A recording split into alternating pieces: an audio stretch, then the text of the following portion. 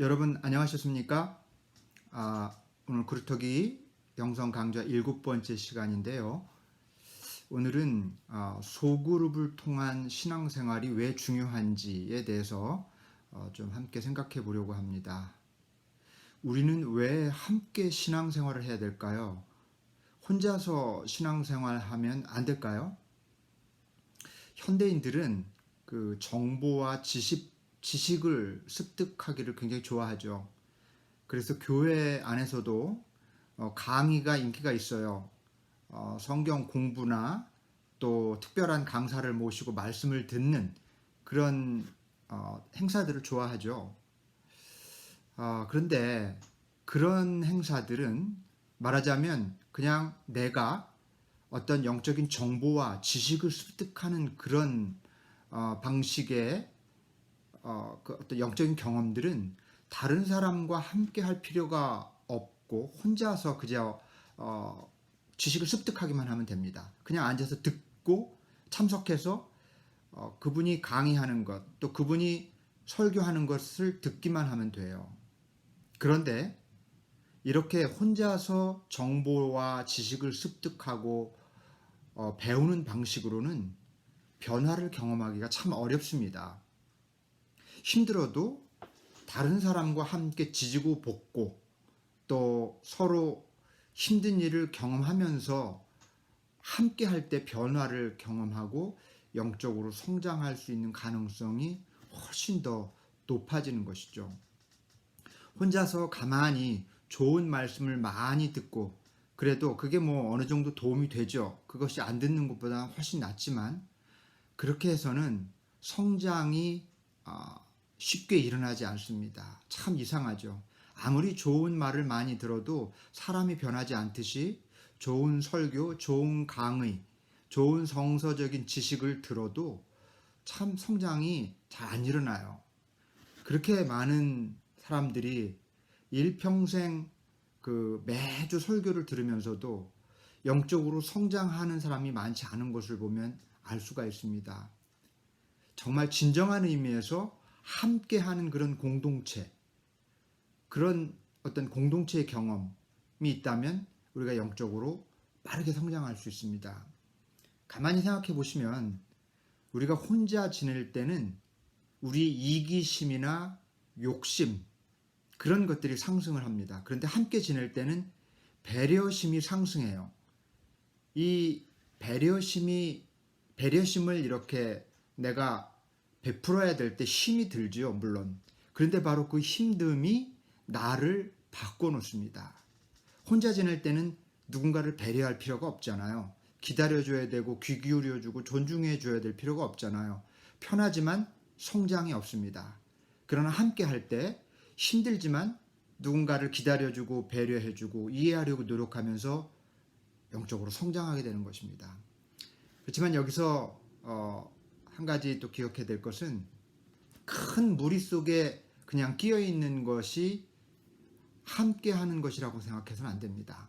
큰 무리 속에 하나로 있는 것은 사실상 공동체에 속한 그 그룹에 속한 그런 어떤 형태라고 볼 수는 없어요. 성장에 별 효과가 없습니다. 큰 어떤 군중 속에서 함께 이렇게 신앙생활을 한다고 할 때 그것은 사실상 오히려 그러니까 이름이 알려지지 않은 내 이름이 드러나지 않은 채로 편안하게 신앙생활하는 그런 방식이어서 그런 걸 현대인들이 참 좋아하는데 별로 부담 갖지 않아도 되고 의무를 수행하지 않아도 되는 그런 큰 무리 그걸 좋아하지만 거기서 크게 성장할 수가 없습니다.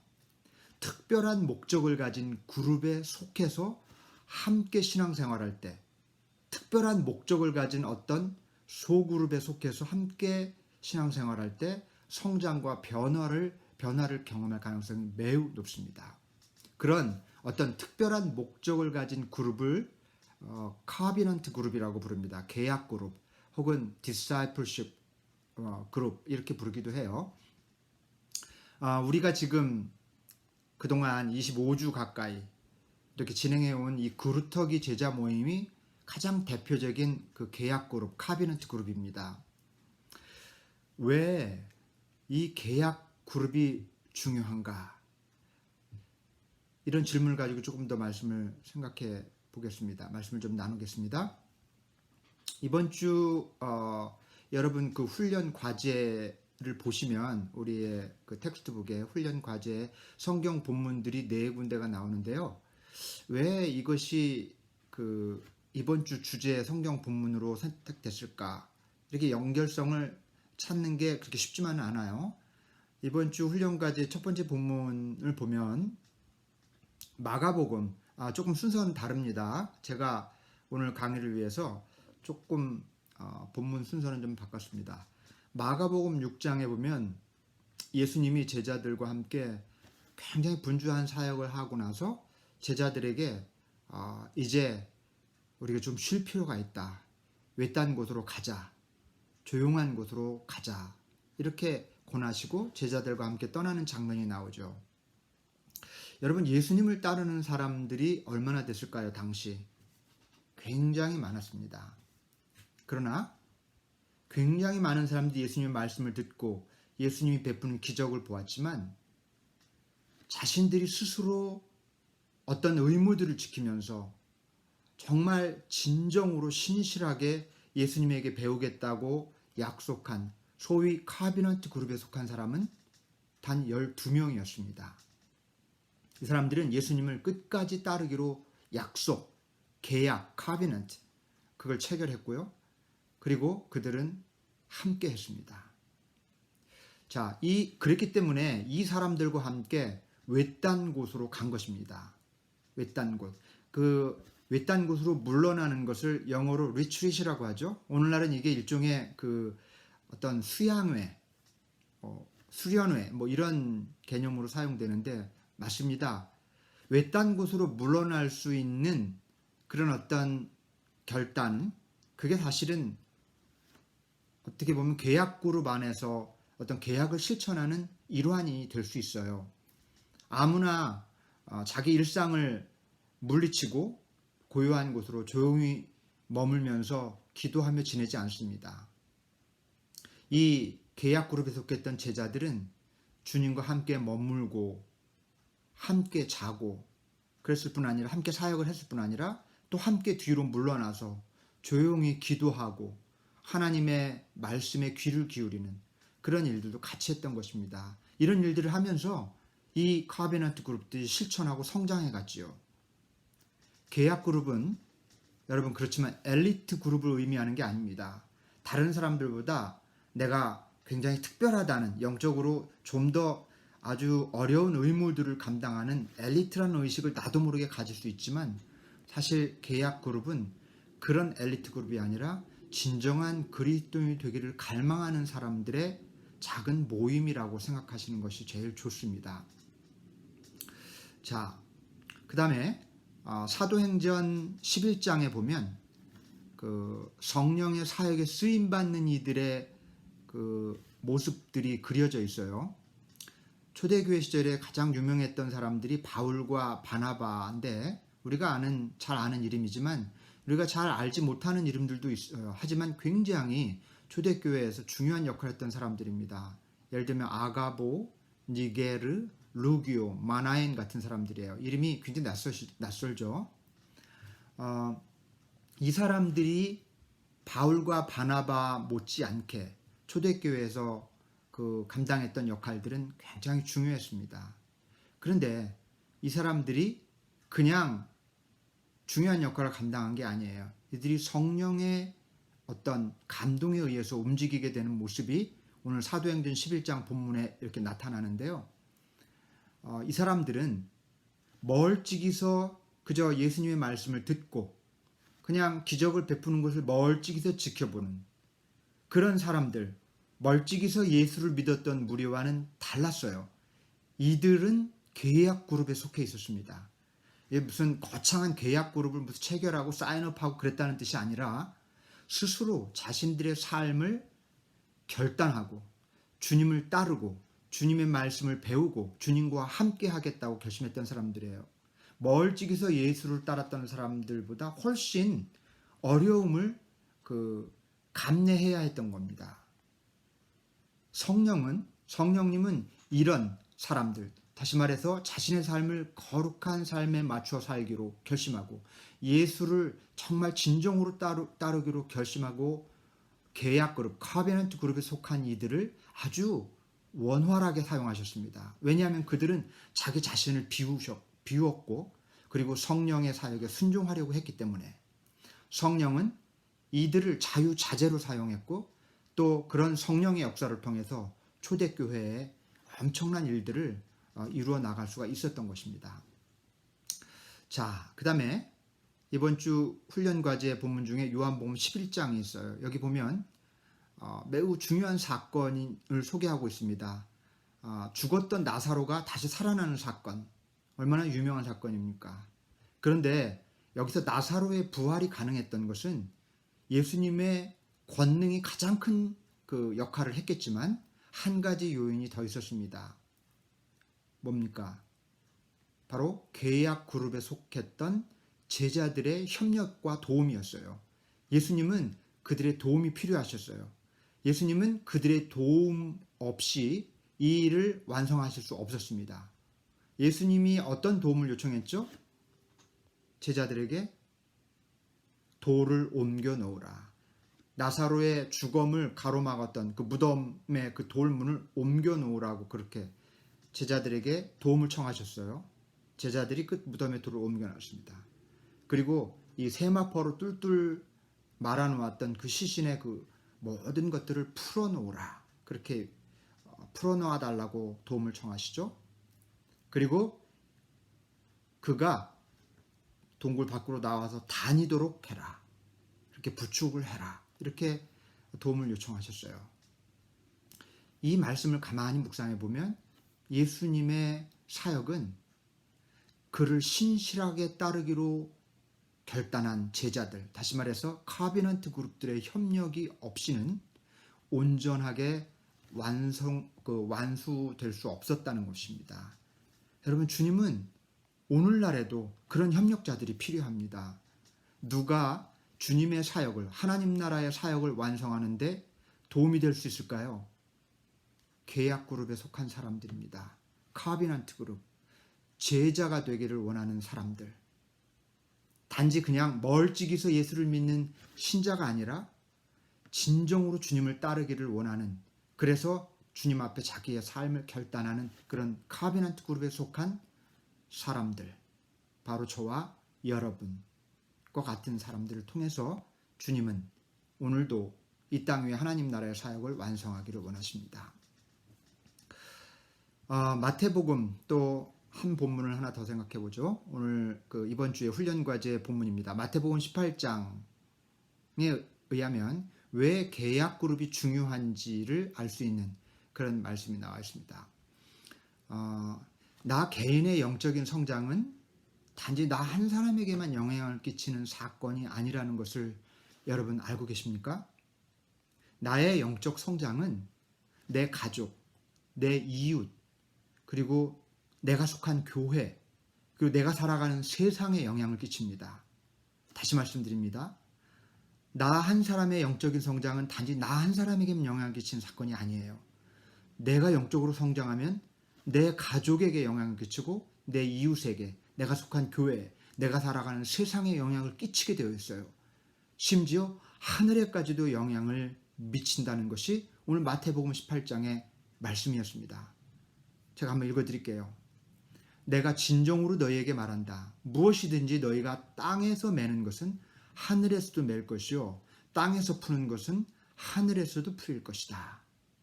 엄청난 말씀입니다. 땅에서 풀리면 하늘에서도 풀린다는 거예요. 이 땅에서 내가 신실하게 살아가고 내가 변화되면 하늘에서도 신실한 사건이 일어나고 하늘에서도 놀라운 역사가 일어난다는 것이죠. 여러분, 생명은 하나님께서 창조하신 모든 생명은 다 연결되어 있습니다. 우리는 그저 개별자들이 아니에요. 내가 행복하면 가족이 행복하고 내가 불행하면 내 이웃이 불행해집니다. 내가 온전하면 세상이 온전해질 수 있는 거예요. 땅에서 매면 하늘에서 매고 땅에서 풀리면 하늘에서 풀립니다. 여러분, 우리가 다수의 무리에 끼어서 그저 편안하게 신앙생활을 한다면, 그리고 이기적이고 게으르고 탐욕에 빠지려고 하는 나 자신을 복종시켜서 정말 신실하게 경건하게 살려고 노력하지 않는다면 우리는 어떤 변화도, 어떤 영적인 성장도 경험하지 못할 것입니다. 그렇게 내가 변하고 성장하지 않으면 내 가족도, 내 이웃도, 내가 속한 교회도, 내가 살아가는 세상도, 그리고 하늘에서조차도 아무런 일도 일어나지 않을 것이라는 말씀입니다. 여러분, 내가 변해야 됩니다. 따라서 힘들어도 기꺼이 경건의 의무를 질 수 있는 그런 환경을 적극적으로 받아들여야 합니다. 나를 쳐서 복종시켜야 합니다.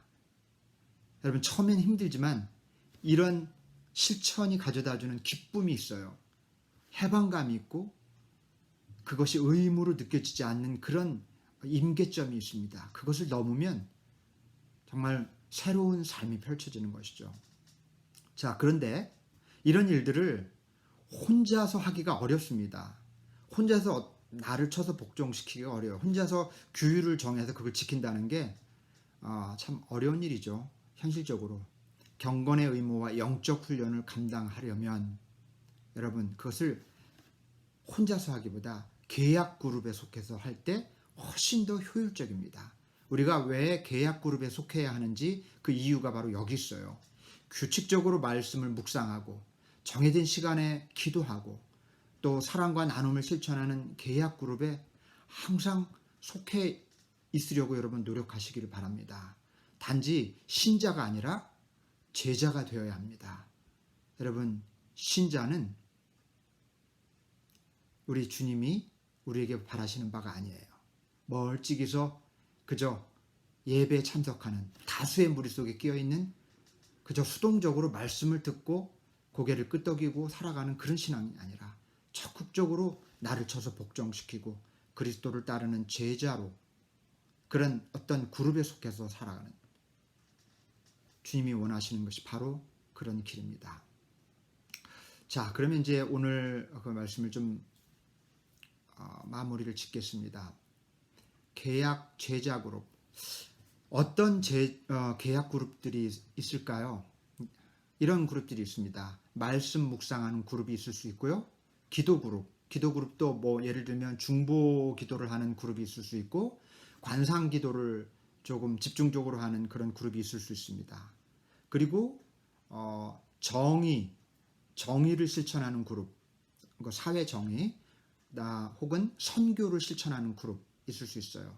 그리고 Spiritual Direction 그룹 혹은 Spiritual Discernment 그룹을 만들어서 거기에 속할 수도 있습니다. 각자의 성향과 관심에 따라서 또 본인이 원하는 그런 것을 따라서 그 그룹을 선택할 수 있겠지만 사실 이것은 너무 서구적인 방식이에요. 이 서구적인 방식은 뭔가를 자꾸 카테고리로 만들어서 분류하고 그리고 거기에 맞는 것을 찾아서 이렇게 디테일하게 좀 분류해서 뭔가를 하는 그런 방식이죠.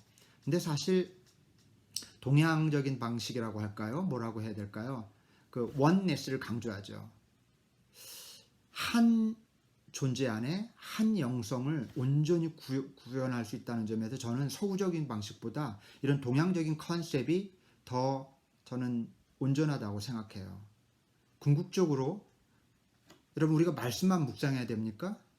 우리가 기도만 합니까? 선교적인 실천도 해야 되고 말씀도 묵상해야 되고 기도도 해야 합니다. 이 모든 것들이 한 영혼 안에서 아주 건강하게 조합돼서 어떤 다이내믹을 형성할 때 건강한 신앙과 영성을 갖게 되는 것이죠. 그루터기 제자 모임은 말씀 묵상, 기도 훈련, 선교의 실천, 영적인 분별을 실천하고 배우는, 훈련하는 그런 모임으로 시작됐던 겁니다. 그래서 이 그루터기 모임이 참 이상적이라고 생각을 해요. 자, 우리가 이제 여러 가지 25주, 26주간 오면서 이런 모든 것들을 훈련하고 배우고 또 실천하는 시간들을 가졌는데요. 근데 이게 끝나면 이것으로 끝이 아니죠. 계약 그룹은 우리들의 온전한 영성 형성을 위해서 꼭 필요한 영적 도구였고, 이제 지금까지 일기 그루터기 제자 모임이 이제 끝을 향해서 다가가고 있어요. 한 이제 2번 남았는데, 하지만 여러분 다시 그루터기 모임에 혹은 다른 카비넌트 그룹에 조인하실 수 있기를 바랍니다. 평생 제자의 길을 걸어야 되니까요. 여러분 다시 한번 말씀드립니다. 이 카비넌트 그룹은 엘리트 모임이 아니라 부족하지만 진정한 그리스도인이 되기를 갈망하는 그런 작은 영적인 여정 위에서 함께 길을 걸어가는 사람들의 모임입니다. 이것은 한번 하고 마치는 것이 아니에요. 끝나더라도 다시 그 카비넌트 그룹에 조인해서 또 이어가는 것입니다. 아마 이제 끝나면, 이번 일기 모임이 끝나면 여름 지나서 가을부터, 글쎄요, 코비드-19 상황 때문에 어떤 방식으로 다시 시작할지는 알 수 없지만 계속해서 우리 교회에서는 이 그루터기 카비넌트 그룹을 이어가려고 합니다. 근데 좀 편의를 위해서 2개나 혹은 3개 그룹으로 나누려고 해요. 그래서 리더도 좀 세우고 하려고 하는데, 나이에 따라 이렇게 좀 세대별로 나누어서 할 수도 있고, 또 이제 기도 모임 중심으로 약간 좀 분별을 해서 나누어서 할 수도 있습니다만, 그것은 차차 여러분에게 소개할 텐데, 여기서 멈추지 말고 카비넌트 그룹을 끊임없이 조인해서, 말하자면 제자가 되기를 갈망하는 사람들의 모임, 이 모임에 여러분들이 앞으로도 끊임없이 참석하고 조인해서 이 영적인 여정을 계속해서 이어갈 수 있기를 바랍니다. 오늘 이것으로 여러분과 말씀을 나눴는데, 우리 잠깐 기도하고 마치겠습니다. 하나님, 오늘은 저희들이 소그룹 속해서 신앙생활을 해야 하는 이유에 대해서 생각해 보았습니다. 단지 소그룹 활동이 아니라 이것이 카비넌트 그룹이며, 진정으로 단지 멀찍이서 주님을 따르는 자들이 아니라 주님을 신실하게 따르기를 원하는 이들의 결단이고 선택인 줄로 믿습니다. 주님, 우리가 우리 자신을 쳐서 복종하는 이 길에 결단하고 앞으로의 삶도 끊임없이 이렇게 카비넌트 그룹에 속해서 제자의 길을 걸어가게 하여 주옵소서. 지금 현재 그루터기에 속한 이들뿐 아니라 앞으로도 조인할 이들, 그리고 지금 마치지만 다시 시작하기를 원하는 이들에게 성령께서 감동하셔서 이 귀하고 거룩한 여정을 끊임없이 걸어갈 수 있도록 인도해 주옵소서.